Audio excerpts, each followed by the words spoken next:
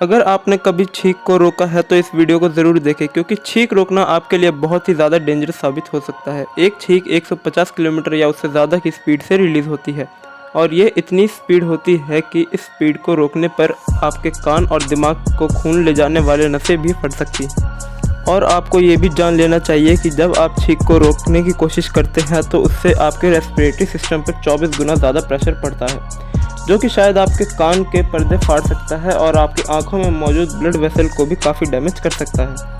अगर हम सिंपली कहें तो ये कॉमन डेंजरस इंसिडेंट भी हो सकता है, लेकिन मैं आपको यही सलाह दूंगा कि आपको अपने छींक को कभी भी नहीं रोकना चाहिए।